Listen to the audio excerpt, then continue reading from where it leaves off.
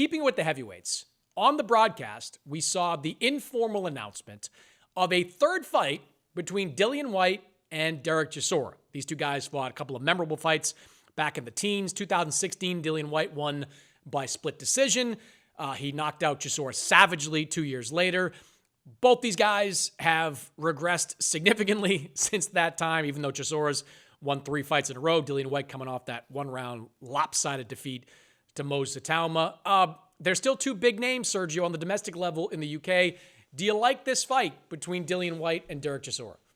Yes, I do, Chris Mannix. I got a soft spot for a journeyman like Chisora and a gatekeeper like Dillian Whyte, because I know how hard it is to be that long in the tooth, that old. I mean, these guys are old, 37, and Chisora's what, 41? Dude, they're old. They're prehistoric for boxing, but they're still fighting these young, killers. I mean, look at Itauma just knocked out this guy in 1 round. Dillian Whyte doesn't get knocked out in 1 round.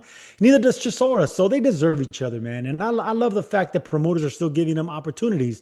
Like you said, Chisora's a 1-on-a-3 fight win streak, so he needs a name, deserves a name, and hopefully, if he beats Whyte, he gets another big name.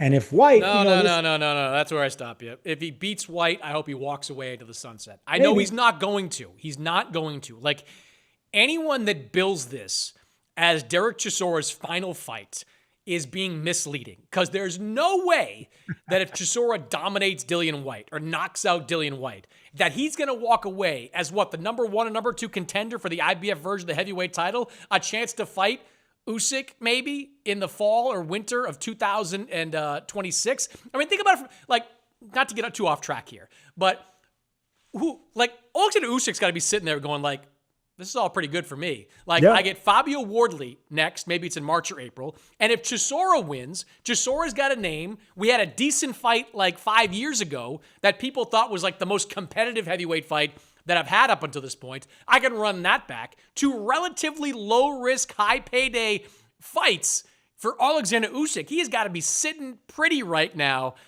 and thinking my future, short-term future, is pretty good. So, you and I both agree.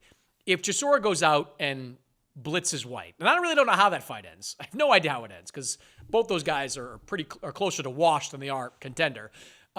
He's going to keep fighting. He is going to look for a title shot to end his career that way.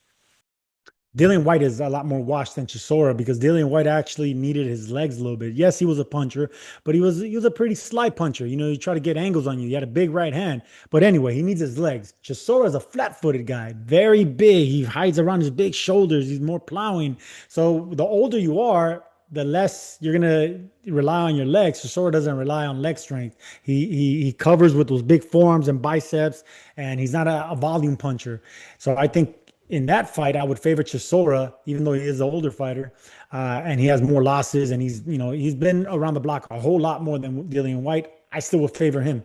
I would favor him in this fight because of style and the fact that he doesn't need his legs, and Dillian Whyte does. He always fights everything behind the jab, using legs, setting up that big right hand. I don't see that anymore from Whyte. I think that last fight with that young buck in Itauma took all the confidence, all the gunslinging mentality that Dillian Whyte brought to the table, all that heart, it got taken away by Itauma. So I think at this point of their career, I'm glad they're getting this last payday, but the loser needs to retire, except if it's Derek Chisora.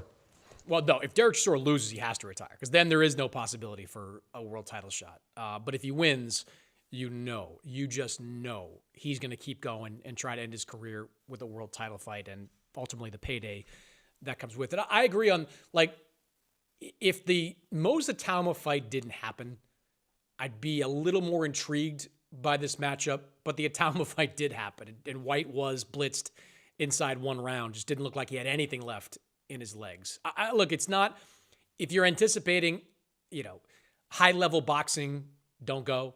Don't watch. If you're anticipating a fun slobber knocker between 2 guys that still have fan bases over in the UK, you're probably going to get that. Like, I don't know, what do you think? Like 10, 12,000 in an arena in the UK? It's probably going to be a great press tour, because both these guys can talk, and Chisora's going to like flip a table or throw a belt or something, do something in that press tour to build it up.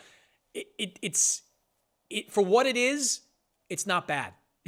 Not bad. You just There have you to go. I you was just waiting have for to you to. appreciate what it is going into this fight. I was waiting for you to say something like that. Not bad. I say it's not bad either. I don't think it fills out a huge stadium unless you have a nice undercard on the bottom.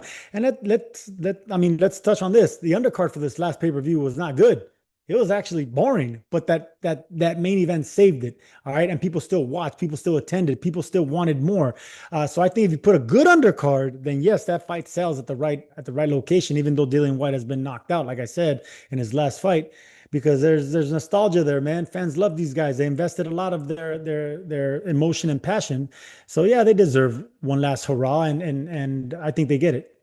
Yeah, the co-main of Saturday's show was Oh not my the goodness, appetizer they wanted. terrible, terrible. Even the one before that. I mean, it was they didn't perform like it was all eyes on them. I mean, they got an opportunity of a lifetime, mind you. These were guys that me and you had to study to prepare for. I never heard of them, and they got this stage under those lights and they stunk it up, both of them. So it was just a bad undercard, but luckily, the main event saved it.